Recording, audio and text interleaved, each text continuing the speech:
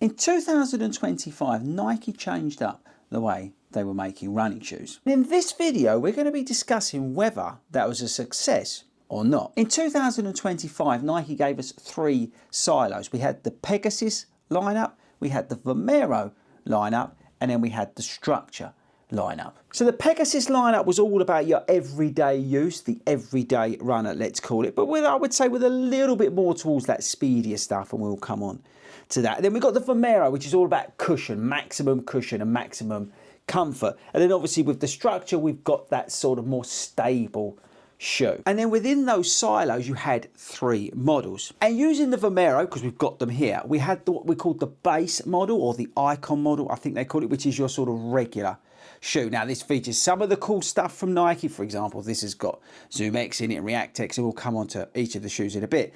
But this is the sort of bottom of the range, bottom of the level, let's call it, that sort of entry level into it. But it's, you know, it's got some of the good stuff on it, but at the same time it's more for that everyday use, let's call it. And then they put the Plus model in, which features a little bit more of the premium stuff. It's not the full premium model, but for example, with the Plus model here with the Vomero, we've got full length Zoom X. Interesting enough, the stack heights are actually roughly about the same with the Vomero and the Vomero Plus, but we've got a little bit more premium feeling in terms of the upper and the fit and the outsole and that sort of stuff. But this features full length Zoom X in the Plus model. And at the top of the sort of lineups, we have then the premium models. Now again, using the Vomero, this is the shoe that features all this crazy stuff. So again, we've got full length Zoom X, but we've got all this AirPods and all this sort of stuff going on here. Maximum stack with the Vomero lineup. This is like 55mm, for example. But yeah, the premium shoe sits at the top and it's got all the bells and whistles, let's say, thrown onto it. Now this is all very good and very interesting, very exciting,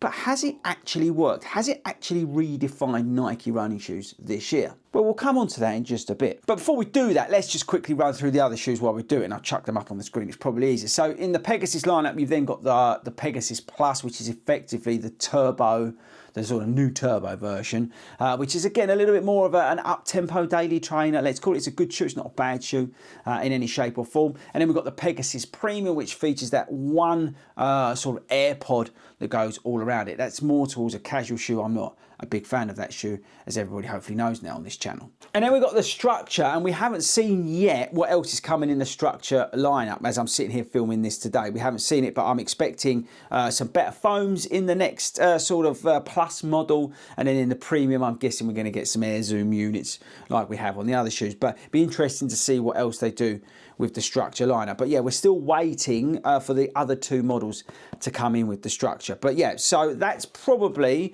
a very, very quick overview of the sort of lineup at the moment. Now, outside of these shoes, you obviously got the Zoom Fly 6. You've got the, now let's call them the Fly series, better way of saying. So you've got Streak Fly, Zoom Fly, Alpha Fly, Vapor Fly, the racing shoes that sort of sit on their own. And Nike have done a brilliant job over the recent years of making really top-end, high-performance race day shoes. So we're not going to look at the the Fly series in this video. We're going to concentrate on this new sort of way they're going with their sort of more daily workhorse shoes that they've introduced in 2025. So look, I want to know from you whether you feel this change to their lineup has been a success or not. Do you think this new silo system makes any sense? Do you think it works for you? Does it make it clearer in terms of the shoes and all that kind of things? Let me know in the comments. I'd be really interested to know. And actually, while you're doing that, make sure you hit that subscribe button, because I'd really, really appreciate it. So look, in terms of each silo, I think I'm going to sort of rate them kind of thing in terms of success and how it's working. And we'll start with the Pegasus. So Pegasus 42 is close, but I think Pegasus 41, when you actually look at what else is out there in terms of daily trainers, this is a real letdown. If you compare this to like the Puma Velocity 4, £110, much better shoe than this.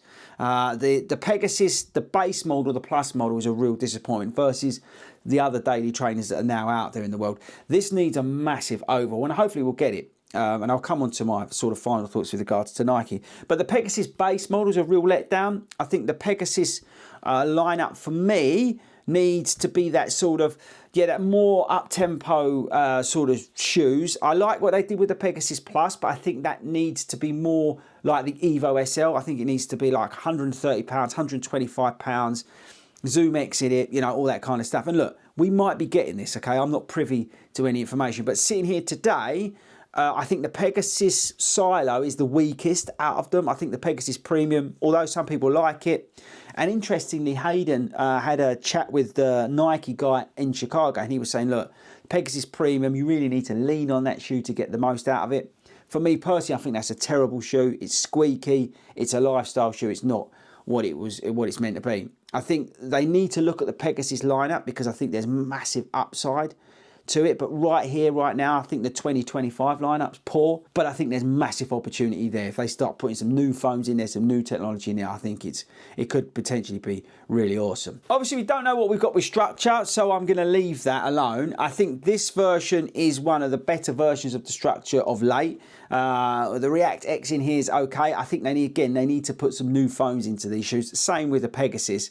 I think the structure series is good. And again, this is not a bad shoe, and the Pegasus, none of these are bad shoes, right?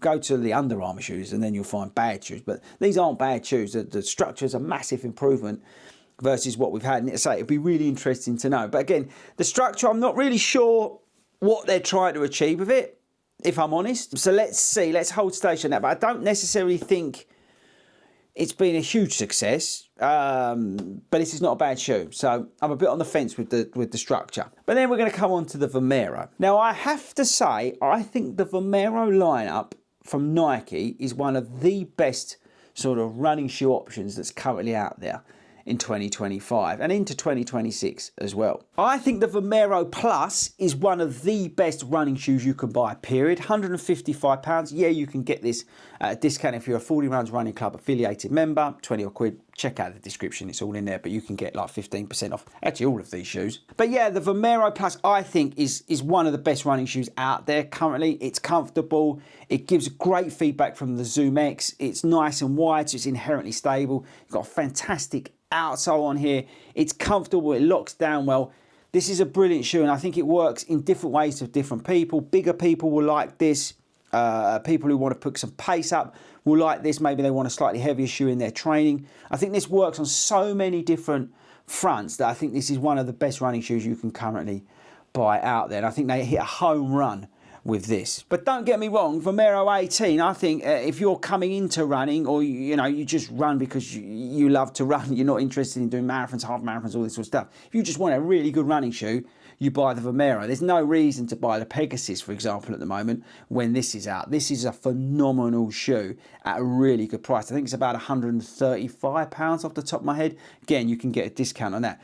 But it's a great running shoe. It really is. If you said to me, 40, I'm a new runner, I need a daily trainer, buy the Vomero 18. And then we've got this nutcase, which I really like. I know a lot of people have said, oh, it's a lifestyle shoe, it's this and that and whatever. But I really like the Vomero Premium. I'm really getting on well with it. I'm really enjoying it. I think it's a fantastic shoe. Yes, it's over the top in terms of price. Yes, it's over the top in terms of weight. But it's so super comfortable. It's really stable for me, despite like the massive stack height and these AirPods and all this sort of stuff. It is wide. It does squeak. I'm going to tell you that now. It does squeak. It's really annoying that they make these things that squeak, and hopefully version 2 doesn't. But I really like the shoe, and that's just my personal opinion. And I think with the Vomero shoes, they've really created a great lineup within their own lineup. But as I said, sitting here, do I think this is a success? Well, yeah, I think kind of. I like the way Nike have redefined what they're doing. I think they've set out their stall and said, this is the Pegasus lineup, this is the Vomero, and this is the thing. And then they can then develop that from there. I think that's kind of cool to do that. And in a way, Hoka probably need to do a bit of that, right? Because you look at their lineup and you go, well, what's that really for? And what's that really for? On running, I've got no idea what any of their shoes do. I think some of the brands maybe need to do a little bit of that. I kind of like the fact that you've got like 3 models for each sort of bit. It makes kind of sense to me, and I think that's good. But like I said, there's massive upside, in particularly with the Pegasus lineup, because this Pegasus is poor relative to what's out there. I think they could really do some cool things with that lineup. So there we go, team. That's my sort of opinion on the Nike running shoe 2025 new lineup. Again, I'm really interested to know what your thoughts are on it. It's one of those videos where viewer interaction's key, right? Let me know what you think about all these new Nike shoes and where they're going. And maybe you know what's coming next year. I think we'll have the running events coming November, actually even and by the time this video is out, some of the shoes will be out, and some of them, you know, you'll be over social media and stuff like that. So you may have even seen like the new what's coming from the structure and things like that. We might already have an insight into that. But I think Nike have done a great job this year coming back with these shoes. I think they've got a long way to go, particularly with the Pegasus lineup. Structure needs a lot of work on it, but the Vomero lineup, honestly, it's phenomenal. Okay, there we go, team. Not sure whether this video was useful, but let's say this is more of a thought-provoking video. But if you did like it, make sure you hit that subscribe button, and I shall catch you guys later.